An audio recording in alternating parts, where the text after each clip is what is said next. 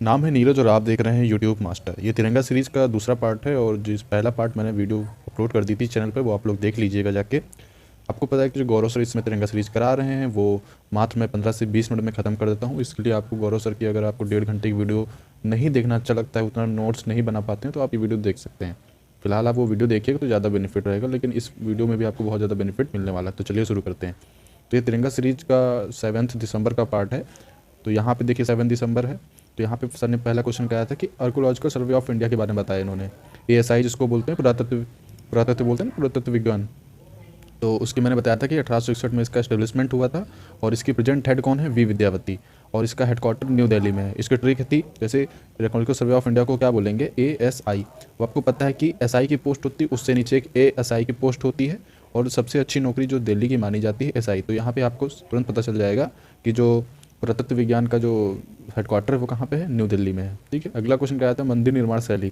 आपको पता है कि यहाँ पे 3-4 मंदिर निर्माण शैली होती है, जैसे है नागर शैली, द्रविड़ शैली और बेसर शैली और पंचायतन शैली। अब इसको बारी बारी देख लेते हैं। और इन शैलियों में कौन कौन से मंदिर आते हैं? जैसे कोणार्क का जो सूर्य मंदिर है वो नागर शैली के अंतर्गत बनाया गया है। तो अब इसको कैसे याद करेंगे? और ये द्रविड़ शैली वाला है, दक्षिण भारत में होता है, ये उत्तर भारत में होता है। इसमें दक्षिण भारत में क्या है? पिरामिड नुमा मंदिर, जैसे उसको गोपुरम बोलते हैं। और जो मीनाक्षी मंदिर है मदुरई तमिलनाडु वाला, वो किस शैली में बना हुआ है? द्रविड़ शैली में बना हुआ है।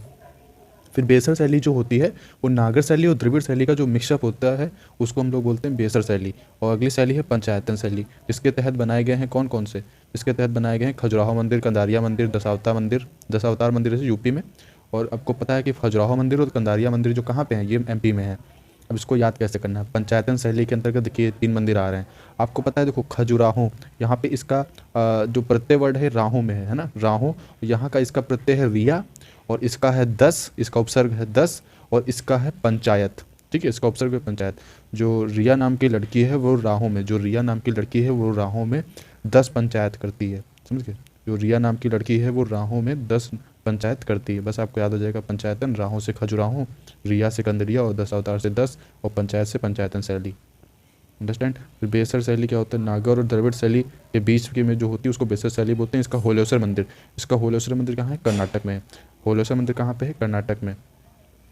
कोई लश्वर का कोई नाटक नहीं चलेगा, होलेश्वर का कोई नाटक नहीं चलेगा, वहाँ पे चलना ही पड़ेगा। आपको पता है कि कोई नाटक नहीं चलेगा। आपको मैंने एक स्कीम वाली वीडियो थी उसमें बताया था कर्नाटक को कैसे याद करना है, नाटक से। और द्रविड़ शैली क्या होता है? दक्षिण भारत की शैली, पिरामिड नुमा मंदिर बनाए जाते हैं जिसको हम लोग गोपुरम बोलते हैं। जैसे मीनाक्षी मंदिर जो है मदुरई तमिलनाडु वाला, वो एक पिरामिड नुमा है। पिरामिड नुमा मंदिर को हम लोग गोपुरम बोलते हैं। ऐसे क्वेश्चन भी आ सकता है कि गोपुरम क्या होता है?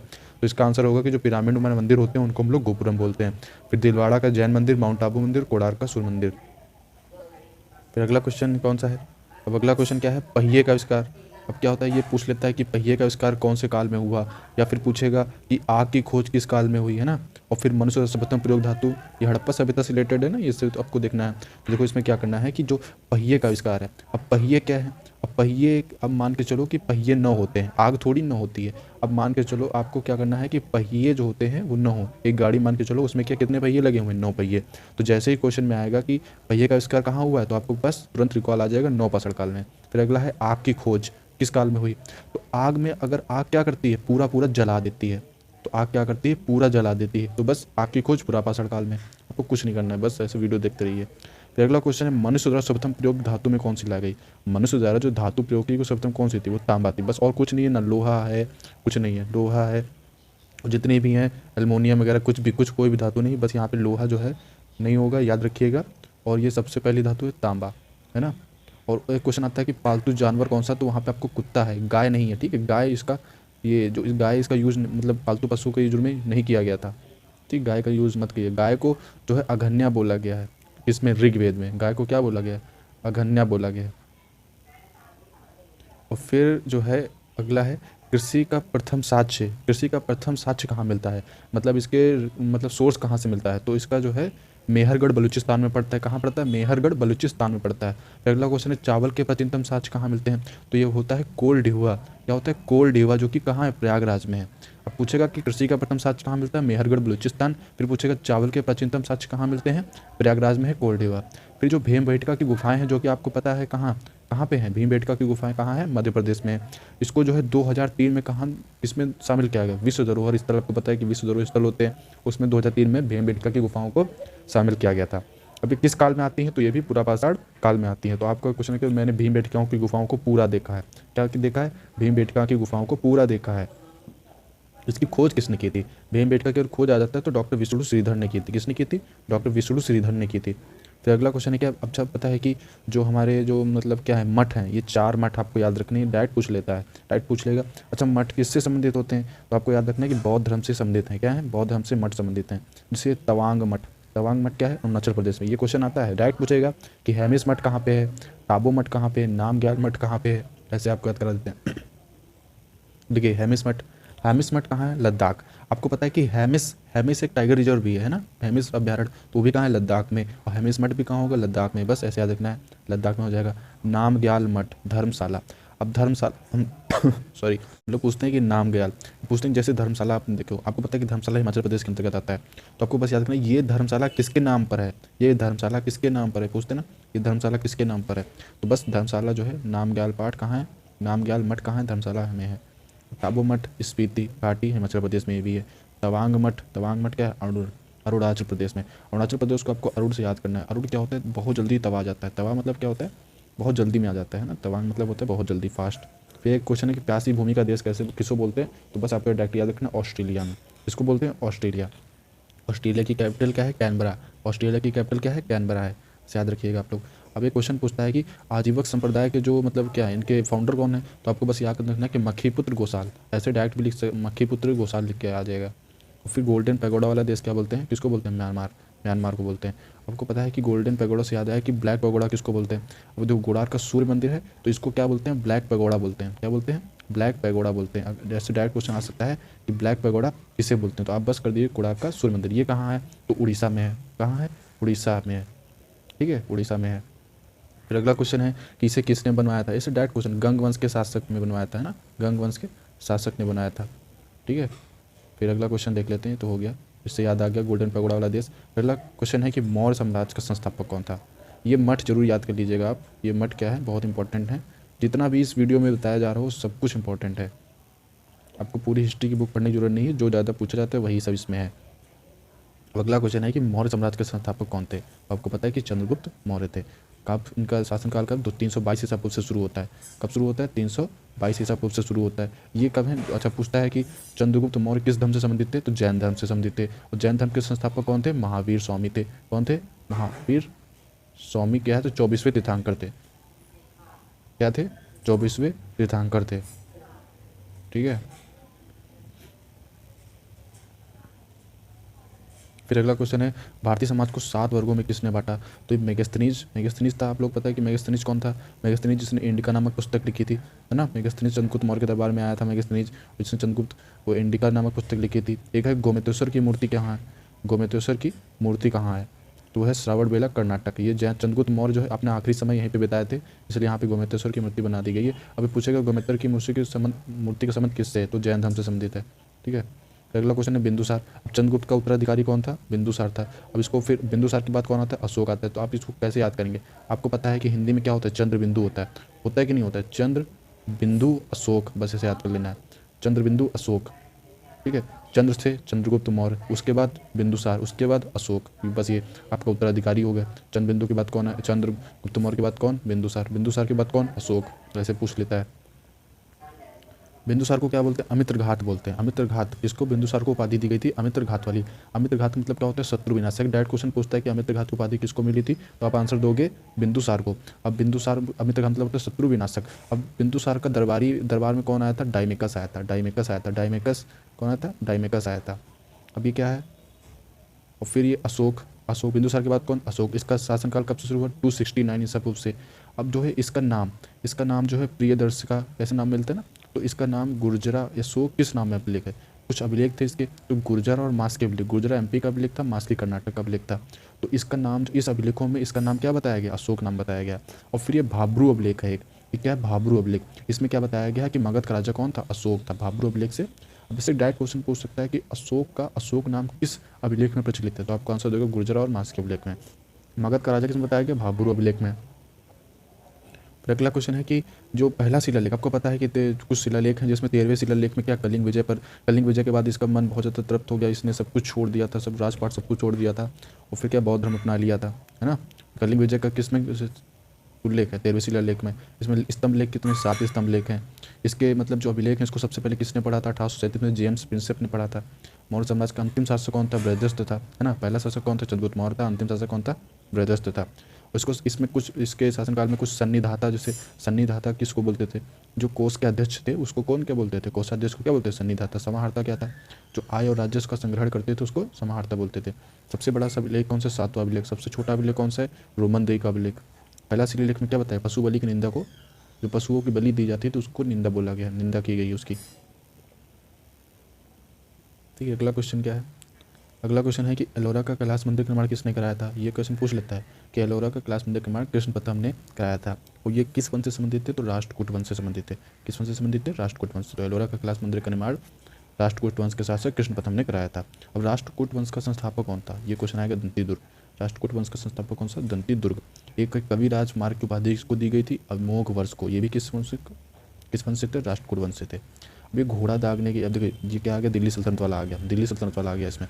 घोड़ा दागने और सैनिकों का हुलिया लिखने की प्रथा की शुरुआत, नगद वेतन और मूल्य नियंत्रण प्रणाली, ये सब किसने किया था? अलाउद्दीन खिलजी ने किया था। किसने किया था? अलाउद्दीन खिलजी।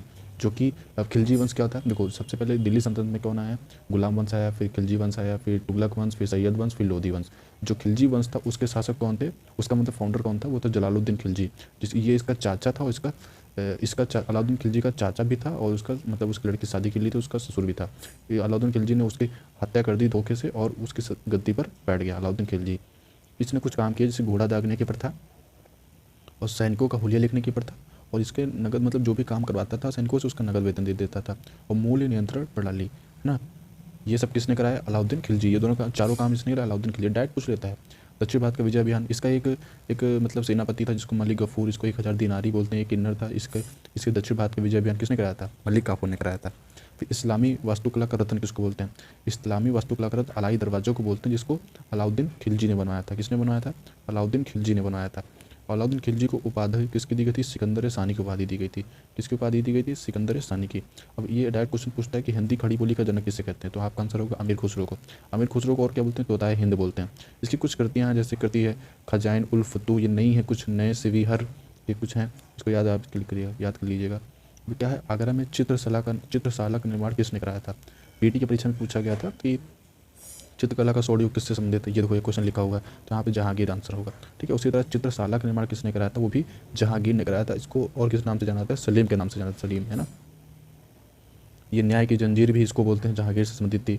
नेतृत्व किसके? चित्रशाला का निर्माण जो है किसके नेतृत्व में कराया था? ये भी पूछ सकता है। तो वहाँ पे आपका आंसर होगा आगा खां। नूरजहाँ को मेहरुनिसा भी बोलते थे, नूरजहाँ को मेहरुनिसा बोलते थे। उस्ताद मंसूर खां, दौलत खां, अब्दुल हसन चित्रकार किससे संबंधित थे? जहांगीर से। अभी मतलब चित्रकार थे, ये स्वर्ण बोलता है चित्रकला का स्वर्ण, तो इसके कुछ चित्रकार होंगे। तो उस्ताद मंसूर, दौलत खां, अब्दुल हसन, ये सब किससे संबंधित? जहांगीर से। इत्माउद्दौला का मकबरा है जो कि कहाँ? आगरा में है। इसमें कौन सा पत्थर लगाया गया? पित्रादुरा का पत्थर लगाया गया है। हॉकिंस और टॉमस रो जहांगीर, आपको पता है कि हॉकिंस और टॉमस रो किससे संबंधित थे? दरबार में आए थे इनके, तो जहांगीर से संबंधित है। आपको याद करना है, हॉकिंस नाम का कुकर होता है, तो हॉकिंस जहाँ टॉमस रो वहाँ, हॉकिंस जहाँ टॉमस रो वहाँ, बस याद हो गया, हॉकिंस जहाँ टॉमस रो वहाँ। अगला क्वेश्चन है कि एशियाटिक सोसाइटी, अब कुछ सोसाइटी और ये कुछ लीग वगैरह सब कुछ आ गए हैं कि संस्थापक कौन थे, इस पर सबको डायरेक्ट याद करना है कि जो एशियाटिक सोसाइटी है जिसका 1784 में स्थापना हुई थी, उसको विलियम जोन्स ने संस्थापक है उसके। आत्मी सभा 1815 में राजा राम मोहन राय। आपको कैसे याद करना है? तो आत्मा, जो राम की आत्मा थी वो बहुत ज़्यादा शुद्ध थी, है ना। तो राम की आत्मा, जब आत्मी आएगा तो राम मोहन राय आ जाएगा। राजा राम मोहन, राजा जो राम थे उनके, राम भगवान मतलब आत्मी, उनका आत्मा बहुत शुद्ध थी। फिर क्या है? इंडियन लीग, आपको पता है शिशिर कुमार घोष। इंडियन लीग की किसने की थी ना? मुस्लिम लीग वो अलग था ना। मुस्लिम लीग की स्थापना 1906 में आगा खां, सर सैयद अहमद आगा खान है उसने की थी। तो ये क्या है? इंडियन लीग है। इसकी स्थापना किसने की थी? शिशिर कुमार घोष ने। जो आर्य समाज है, आर्य समाज मतलब समझ रहे हो? आर्य मतलब होता है दया करना, है ना। आर्य क्या करते थे? बहुत ज़्यादा दया करते थे। तो आर्य समाज दयानंद सरस्वती से एक हो गया सत्यार्थ प्रकाश। क्या सत्यार्थ प्रकाश किसकी है? दयानंद सरस्वती की है। आगे शायद इसमें आ जाए, लेकिन अभी आपको बता देता हूँ। सत्यार्थ प्रकाश किसकी है? वो भी दयानंद सरस्वती की है। डायरेक्ट क्वेश्चन पूछता है, इसको आप हल्के मत लीजिएगा, डायरेक्ट क्वेश्चन पूछ लेगा, ये दयानंद सरस्वती की है। उसके बाद क्या है? फिर क्या है वेदांत कॉलेज और ब्रह्म समाज की स्थापना किसने की थी? राजा राम मोहन राय ने। आत्मीय सभा, वेदांत कॉलेज, ब्रह्म समाज, ये सब इसके संस्थापक कौन है? ये हैं राजा राम मोहन राय। यंग बंग आंदोलन किसने? हेनरी डिजरियो। और फिर थियोसॉफिकल सोसाइटी कौन है? मैडम ब्लॉटवर्स्की और कर्नल अलकॉट। मैडम ब्लॉटवर्स्की और कर्नल अलकॉट, ये कौन है? ये हैं। ठीक है, अगली क्वेश्चन है तत्वबोधिनी सभा, देवेंद्र ठाकुर। इसमें कुछ नहीं करना, 2-3 बार लिख लीजिएगा, सब याद हो जाएगा आपको। देवेंद्र ठाकुर, तत्वबोधिनी सभा। रहनुमा सभा, दादा भाई नौरोजी। ईस्ट इंडिया एसोसिएटेड, ये भी दादा ने, ईस्ट इंडिया एसोसिएशन दादा भाई नौरोजी की है। फिर इंडिया एसोसिएशन सुरेंद्र नाथ बनर्जी। फिर बॉम्बे प्रेसिडेंसी फिरोज शाह, है ना। फिर पूना सार्वजनिक सभा, महादेव गोविंद रनाडे। प्रार्थना समाज किसका? आत्माराम पांडुरंग का है। आत्माराम पांडुरंग का है। फिर क्या? सत्यशोधक समाज और गुलामगिरी ज्योतिबा फुले की है। सत्यशोधक समाज हो गया, और गुलामगिरी किसकी? ज्योतिबा फुले की। अलीगढ़ यूनिवर्सिटी की स्थापना किसने की थी? सर सैयद अहमद खां। इसने क्या किया था? मुस्लिम लीग की स्थापना की थी। क्या की थी? मुस्लिम लीग की भी स्थापना 1906 में। अभी भी सीजल की परीक्षा में पूछा गया था 1906 में मुस्लिम लीग की स्थापना कब की गई? राइट आंसर आएगा। अभिनव भारत की स्थापना, वीडी सावरकर मतलब विनय दामोदर सावरकर। रामकृष्ण मिशन की स्थापना किसने की थी? रामकृष्ण मिशन की स्थापना किसने की थी? स्वामी विवेकानंद। बेलूर मठ की स्थापना किसने की थी? स्वामी विवेकानंद। ये सबको डायरेक्ट याद करना है, बाकी कुछ और है वो भी देख लेते हैं। फिर क्या है? मुस्लिम, हाँ देखो मुस्लिम लीग मैं बता रहा था, यहाँ पे आ गया। मुस्लिम लीग 1906 में आगा खां और सलीमुल्लाह ने की थी, है ना।